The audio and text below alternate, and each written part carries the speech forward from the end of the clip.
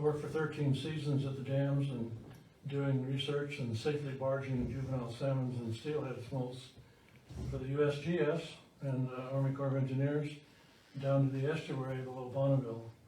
The estuary is an area about 6 or 7 miles downstream from Bonneville that's brackish water, and this is where the smolts will convert physically to get ready to go into the salt water, and they'll spend a couple of weeks in that area.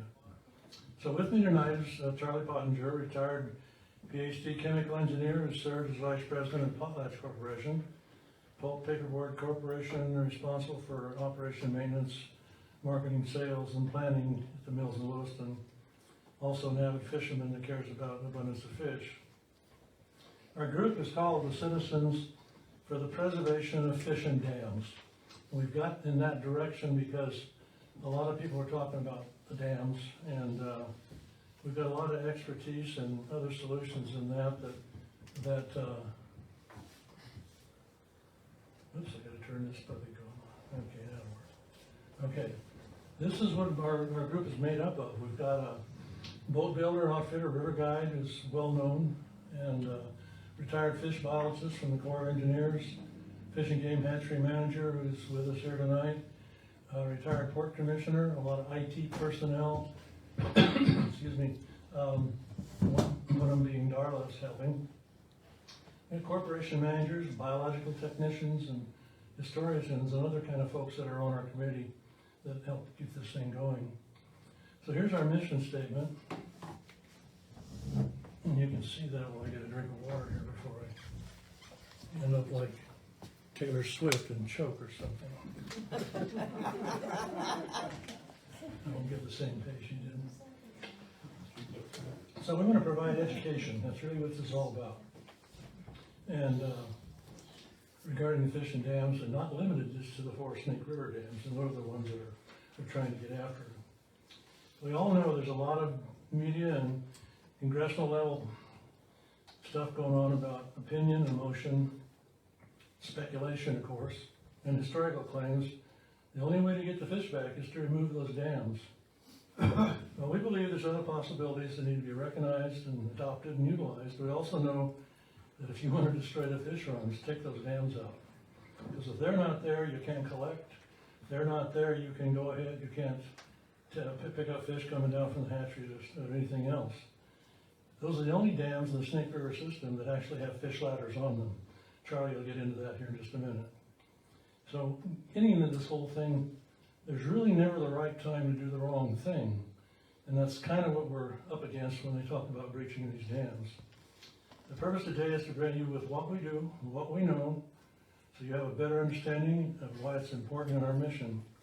So now Charlie will go ahead with his part of this, and then I'll come back and do my little end of it. Thank you. I gotta check my sound, is it all right? Yep. All right. Go ahead. This one right here, we'll fast forward it. There is no. Okay. Yeah.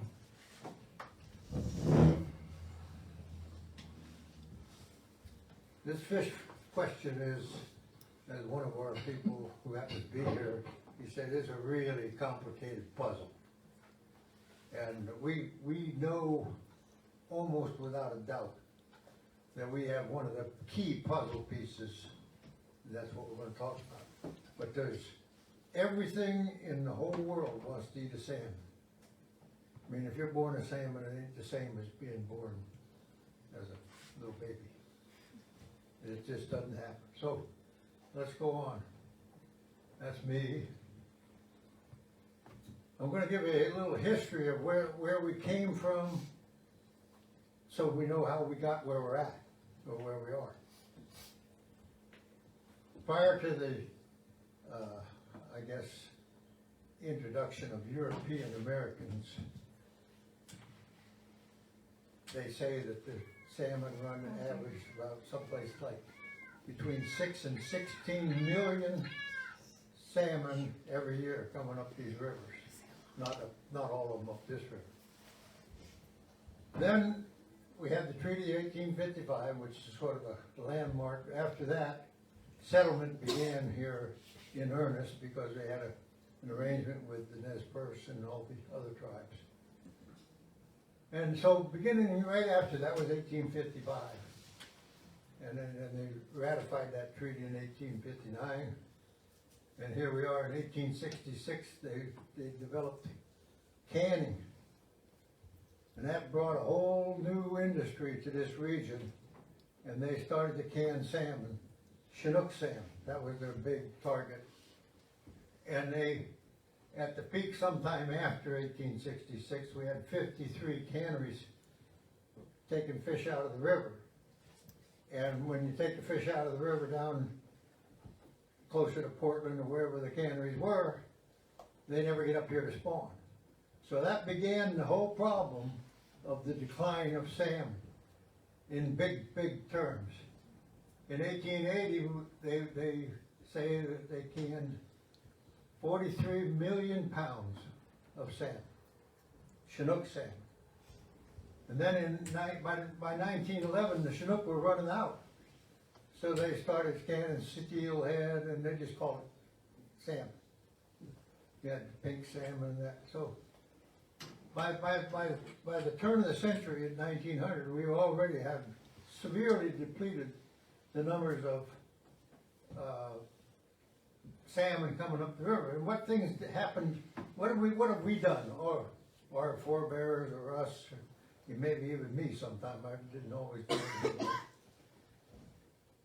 Logging took a lot of wood out of here, and when we, back in those days, in the early 1900s, nobody even dreamed that we were ever going to have to slow down the logging or change the way we did it. And we were pushing in roads and railroads throughout the whole region, and nobody was thinking about what we're doing to the rivers and the fish and things like that.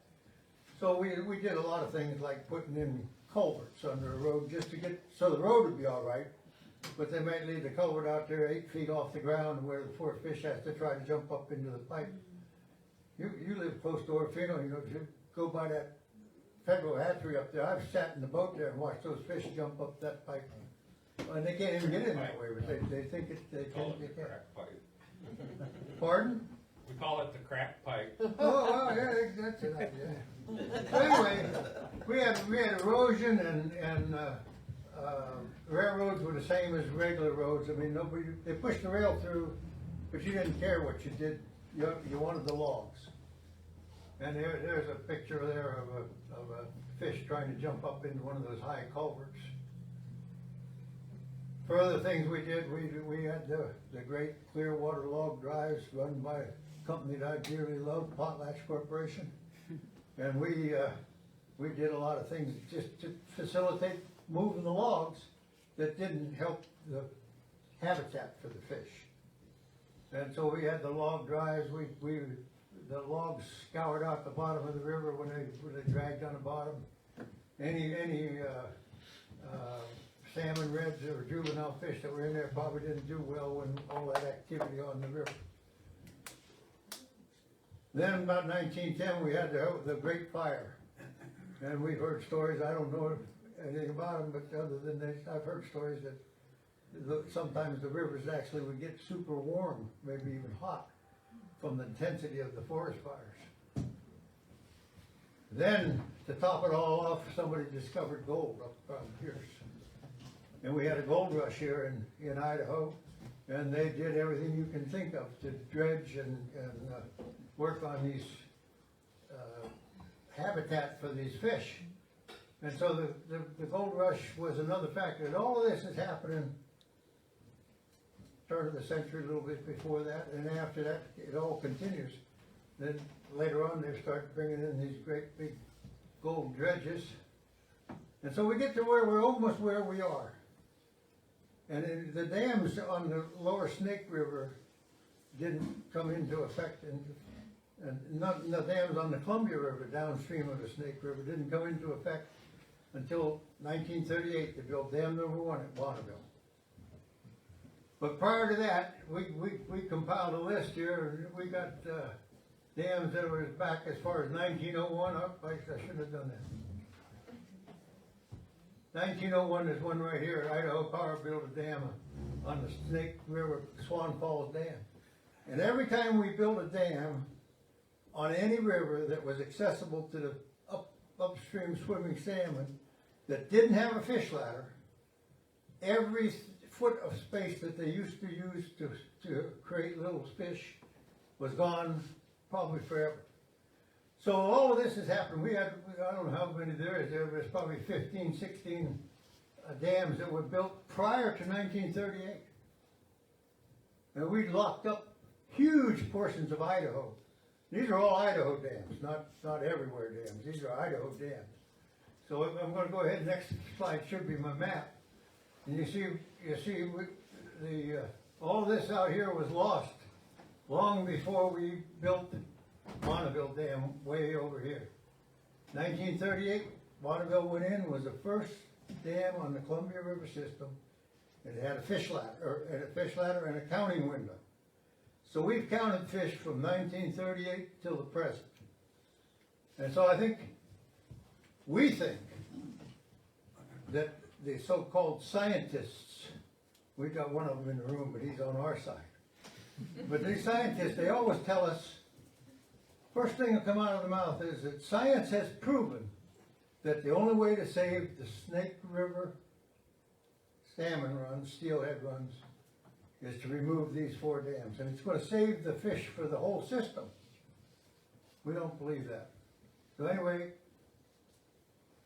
here's the data from 1938 to the present. And this is just the fish coming up over Bonneville. And so we start over here. That's 1938 on that end.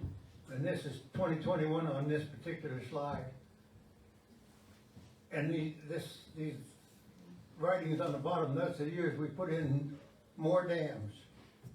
And the result is, in 1938, if you just follow the blue line, that probably gives you as good a picture as anything. That is a total of the salmon plus the steelhead. And there's a lot of noise in it, but in 1938, we were getting someplace between 40,000 to 60,000 fish. Same thing we were getting in 1988, 1999. They tell us that the fish are continually declining. And I can't see that decline, I see the noise. But what happened right here, that's what we want to talk about now. 2000 to about this 2015, we had a lot of activity and doing things, and we had 3 times as many fish coming back that ever came back in all that time. So let's get into it a little bit more. This is the data, and this column over here is the data for steelhead. The average from 1938 to 1947, when there was only 1 dam. No more dams were built until 47. And we were getting the 10-year average was 127,453 steelhead annually coming up the river. And then we come over here, and this column right here is from 2000 to 2009. That's when we had that big peak that I was talking about starting in 2000. We went from 127,000 to 401,000 fish per year coming up our river. Not all the way up here. Some of them went up to salmon and snake. They don't always know what turn to take. Okay, salmon. This is spring Chinook salmon. In 1938, the average was 61,800, 62,000. In 2000 to 2009, 10 years, with all the dams in place, all 8 of them, ours 4 up here and the 4 between there and the ocean, getting 163,000. So that's just like 2.6 or 7 times as many, and on steelhead it's over 3. So what did we do in that period of time? What was going on? I think that's practical people instead of scientists would say, you know, what the heck's going on? First of all, we ought to be counting the fish that are coming up the river. That's what we're interested in. In order to do that, you got to have a lot of them going down. But when the fish are coming up the river and we are doing just one thing of this super complicated puzzle, and there's all kinds of things going on at the same time. But what we're doing is we're loading these little buggers into a barge at Lower Granite Dam, Little Goose, and Lower Monumental, right? Yeah. Those three dams have collection facilities, and we were barging huge percentages of all the little smokes that are going down the river that make it to Granite. We were putting them in that barge, and you know, when they're in the barge, we have equipment on there that'll take care of one of the real other keys to this puzzle is the dams increase total dissolved gas in the water. And that total dissolved gas, if it gets above, everybody argues about the low number, but someplace between 100 and 110% saturation, they're okay. If you get up above that 108, 110% saturation, it becomes more and more toxic. And if you look at my map here, you can see it's dropping back down right here to the same range it was, and we think it's going to keep going down. Because now they've raised the tolerable, or they're operating the dams to try to spill enough water to carry the smokes over as much as possible. And they're shooting at 125% saturation, which is basically toxic, really toxic. I mean, it puts bubbles in them. Dan will show you that. So, barging is a key. In all these 60 years here, we never did anything that had the impact of what that is. And now we're restricting barging. We're still barging, but it's just enough so they can say they got their foot in the water. When we look at the rivers, the Grand Coulee Dam, the Chief Joseph Dam, the Snake River Complex dams, the one Hell's Canyon, Oxbow, and Donnelly, they're dams, no fish ladders. They're in Idaho. There are no fish ladders in Idaho. Something to remember. A lot of people say Idaho's the problem. Well, there is a problem in Idaho, and that is we've already blocked those rivers almost for sure permanently. We did the same thing up here with Dworshak. It cut off a huge piece of habitat. So Dworshak and the North Fork and all those culverts I was talking about, the combination effects have eliminated 55% of the pre-treaty habitat. And you'll hear us say other numbers. Sometimes I got backup in the literature. Some people estimate as high as 80%. So it's a huge effect, and we can always work on getting the habitat improved, what is available, but we got to understand when you take out 50%, we're not going to get back to 16 million fish a year. Not likely. The biologists and dam operations people under the court orders that we have, they're trying to ignore the fact that supersaturation of 125% is really toxic to the smolts. Barging was developed starting in about 1977 when they put in Lower Granite. And they worked on it for years, and it was maybe helping some, but they kept at it, and then they developed the method of reducing the total dissolved gas in the barge. You know, we take these little fish, we put them in a nice comfortable barge, sort of like a cruise line.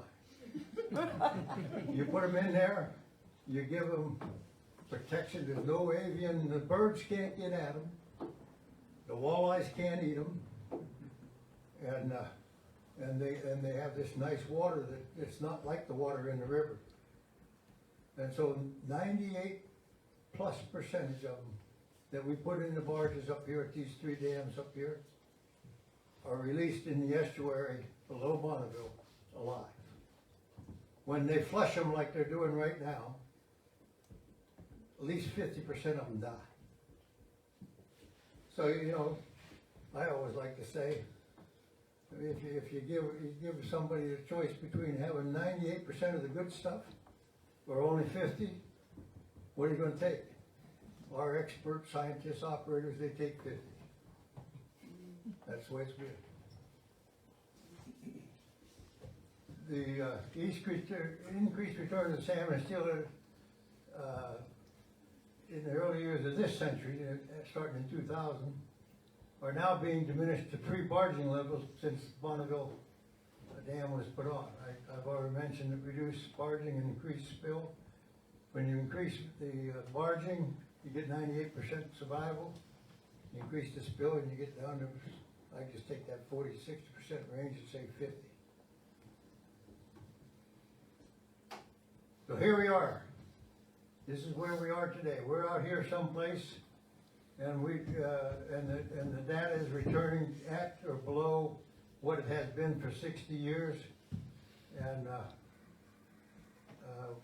I think that one of the keys to doing things right in the future is to get back to barging as many as we can, or having we're not opposed to spilling some of them to keep things natural, but let's barge 75% and spill 25%, and I think we'll have a good luck. I think at this point, I've said or missaid everything I should, and I'm gonna turn it over to Dan. Dan knows how the dams work, and he's gonna tell you about it. Better turn this back on. Thank you. We're good to go. Thanks, Charlie. If you hold your questions too until we're done, we'll try to answer what you can. We have some other folks in here as well. So, and we got some stuff we'll send you home with, and you can kind of follow up on this. All right. So here are the 4 dams that they want taken out. Lower Granite down here is the one that's just down south of, or west of Lewiston, Clarkston, and then Little Goose, the next one, and then Lower Monumental and Ice Harbor. And the first 3, Granite and Goose and Lower Monumental, have fish facilities where they can actually load fish. Ice Harbor doesn't. It isn't in a position to do that. It's just basically a big slough that they go down through there. They cut that so they could get into the Columbia down at the Tri-Cities. These are the only ones that have fish ladders on them. They all have fish ladders. All right, here's an example of the spillway going across Lower Monumental, and all of these spillways have a gate that opens from the bottom, and so if you're spilling fish coming down, they don't come over the top, except this far one on the right now, on all the dams that we have down there now, however they call them, a removable spillway weir, and then you'll see a picture of that in a minute. This is how we had to get across to get over to the fish facility. This diagram shows you if the fish are coming up here, they're traveling in the top 5 or 6 feet of the column of water. And then if you want them to go in the middle there where the big blue line is, they have to go down about 50 feet, and then they shoot out, and then they get caught in this turbulence of all this extra water down in there, and that's where the total dissolved gas is going. So the green line up at the top there, the spillway weir, lets them come over the top, and then they put some special spill things at the end that help knock that thing down. Well, not all of them come down, and it looks like they can get into a turbine, and I'll show you why that's not happening anymore. Or they go up and go into the juvenile bypass system, and they end up over at the fish facility. All right, total dissolved gases, like Charlie said, is by increased spill. Now this happens in nature too.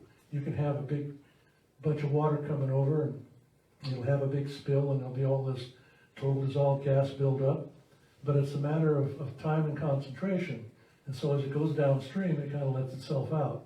But when you do it at Granite, and you do it at Goose, and you do it at Lolo and at Ice Harbor, and you keep doing it, it just keeps adding on to it. So Judge Simon in Oregon got some environmentalists that allowed him to make a legal thing that says they can drop 125%. And so mass spill is taking its toll. Barging is always really quite good. And how they got that 98% is interesting. As I rode the barges, any mortalities that I had, I collected, identified, weighed, measured, and then I turned that in at the end of my trip. And so I knew from that we were in this 98%. But what they really did is they had these big screened off areas, and they took these special fish and they put tags in them, and they put those inside the barge, so they couldn't get out, and they rode it all the way down. When they got down there, they took those fish out, and then they got the percentage that way, so that's how they know that it wasn't the 98% level. No delays, no total dissolved gas, no predation, no delayed mortality, no water temperature issues, and we had river lock priorities on everything that went down. This is what Charlie was talking about here. We weren't having all these total dissolved gases, and you get over here toward the right. They started out at a yellow area that was like 110%, and then they get doubled down on it, went to 125% on this far side over here. And so that's our steelhead counts coming back at Lower Granite after they started doing that. And this is what it looks like when it comes down over the spill, creates all these bubbles and stuff, and it creates this issue, kind of like the bends that you have if you were a diver and you came up too fast. Kind of happens with these fish as well, so they end up not doing well. Now, a lot of people tell you that a turbine is like a big meat grinder, and that's not quite the case. These turbines now have actually been changed. Every time they wear out, they upgrade. And the fins on these now are a different percentage of grade. And so they actually, the fish just kind of run down through them. And this is what it looks like. Where that yellow circle is there, there's a screen that's in the water when these fish are going down, and those that don't go over the spillways will go down and hit that screen.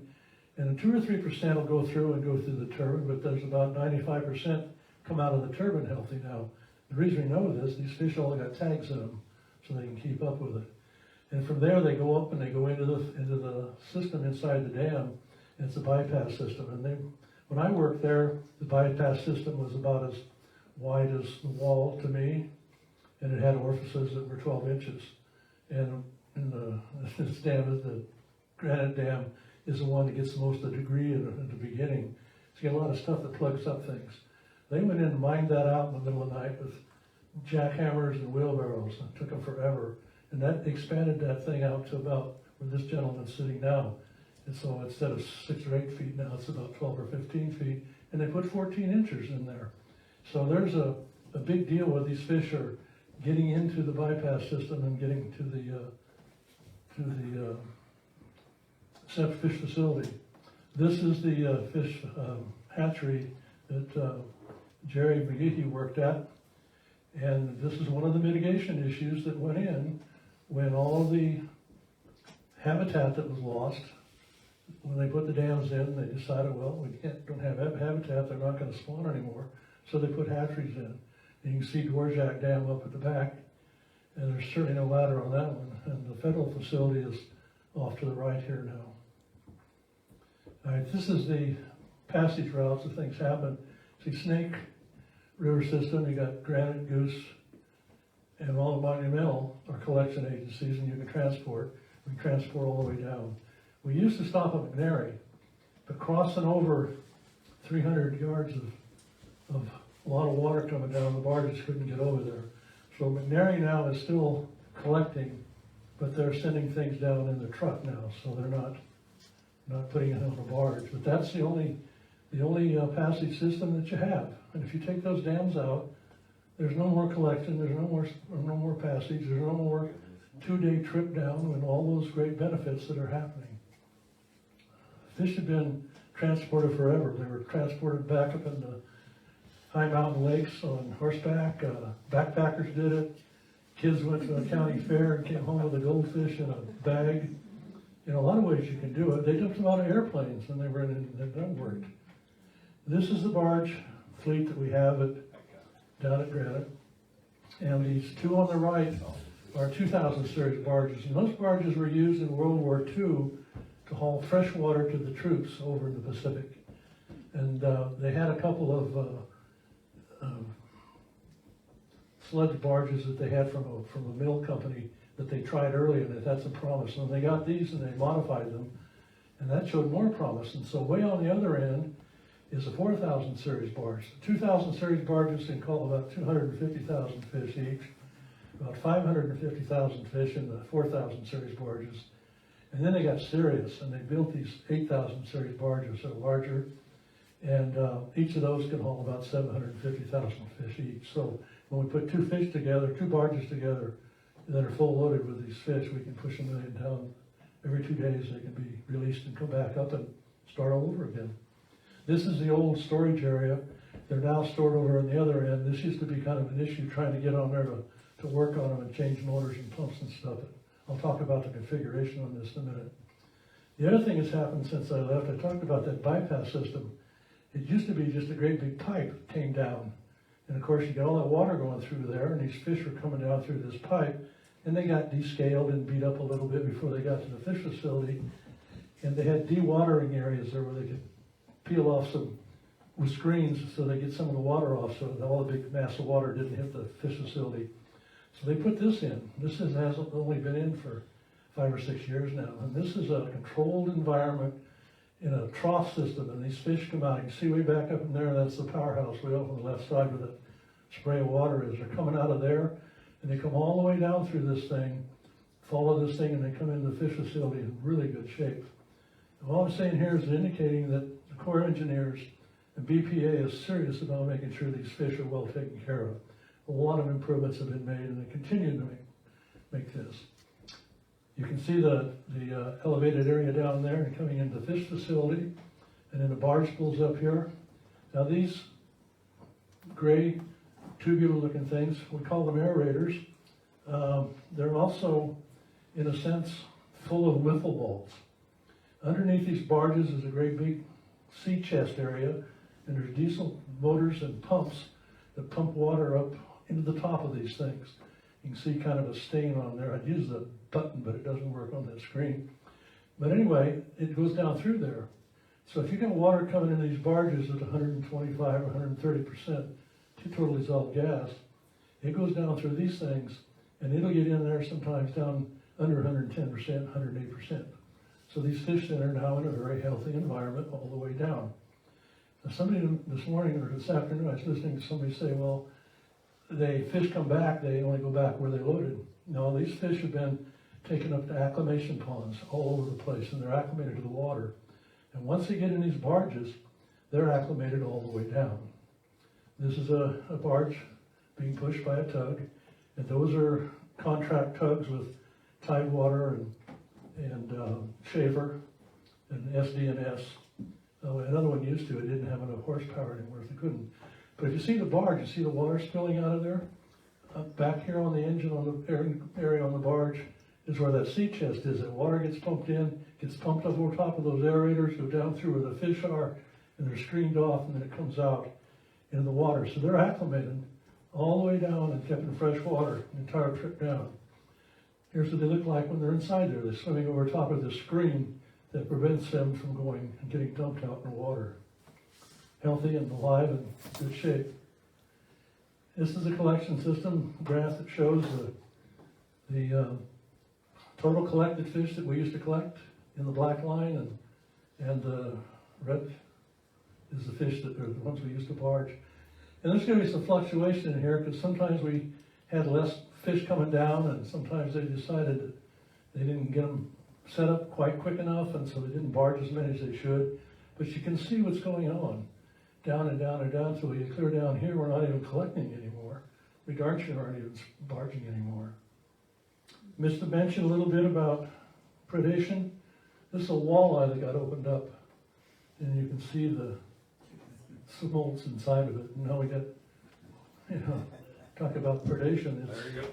They're all over. You can't go there. I mean, they're all the way to Hell's Canyon now. They've been caught in the fish creels up there. So if you catch one, go ahead and keep them. This is the other issue that's on the river. People talk about cormorants. This is East Sand Island down here. It used to be the terns that were there, and they raised it up and raised taller grass, and so the terns moved off. Terns are up on the right. And then so the cormorants on the bottom left moved in. That's a colony that's down there. And of course the pelicans, brown and white pelicans, are all over the place now. One pelican, an adult pelican, they'll eat somewhere between 5 to 7 pounds of fish a day. And you take a bunch of smolts that are only 4 or 5 inches long, you'll have anywhere from 15 to 25 fish in a pound. You take that number and go times 5 or 7 pounds a day per pelican, and they're swimming down here with, you know, candy machine. And the other issue, which is all up and down the coast, these things are a mess, and I'm not sure what's going to happen here.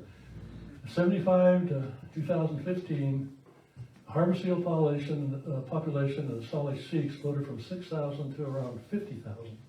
California sea lions rose from 50,000, somewhere around 300,000 on the west coast. That's according to the Northwest Inland Fisheries Commission. Population of stellar sea lions living around Washington, Oregon, and California steadily rose from an estimated 15,082 to more than 43,000. And guess what it is today, a few years later? These animals have been granted more protections than many other marine species. I always wondered, what does protected have much more of importance than endangered? You got critters that are eating stuff that are endangered. It just, you know, if you had a fox in a hen house, you know how you take care of that. It's not sustainable. I'm about wrapped up here now. During the 10-year period from 2010 to 21, there are more than 40 million Chinook, 22 million steelhead, 90,000 sockeye and kokanee, totaling 64 million healthy fish that were transported to the estuary, 98% for survival. We're just saying, let's give it a chance to work. Barge more, spill less, maybe control some predators. And the smallest act is certainly much better than the greatest intention. We're a 501c3 organization, which means we're nonprofit. Any donations we get, people can deduct them if they want to. We're kind of a fledgling outfit, but I'd like to thank you for allowing us to present these reasons. We can fish and dam coexist. There's going to be another presentation on the 30th. We did that. McKern and Fred Mensick have done some stuff, but we've got one going on here this month here pretty quick too. We've done some presentations at Kaneohe High School. Next week we've got a program going on similar to this, a little bit shorter time period. At Orfino High School, we've got two programs there, getting the younger generation a little bit more involved and so they can see the facts. And then next week after that, we go to Genesee School District. So, and then August 15th, we're doing another big symposium, much longer, 2 or 3 more speakers. Some of this will be plugged in. I'm not sure when we'll be speaking. We did it the last one. But that's going to be at Walla Walla Community College on August 15th. And so that'd be a good one for you folks to kind of see that as there. But so we're going to be sharing our facts for that. We have handouts available. We encourage you to check our website because of all the stuff that we've been talking about are on our websites. Our presentations are all on there. And you get more on what's going on. So any questions that you have, we can take now. Yes, sir. Yeah, can you tell us how many fish hatcheries are dependent on that lower snake compensation money? And what would happen to that money if those dams were taken out? Jerry can This is answer. one for Jerry. I'd have to count on my hand again, but I think there's 5 or 6 in Idaho. The biggest one, of course, is right up here at Osaka, built by the Corps of Engineers as their final project.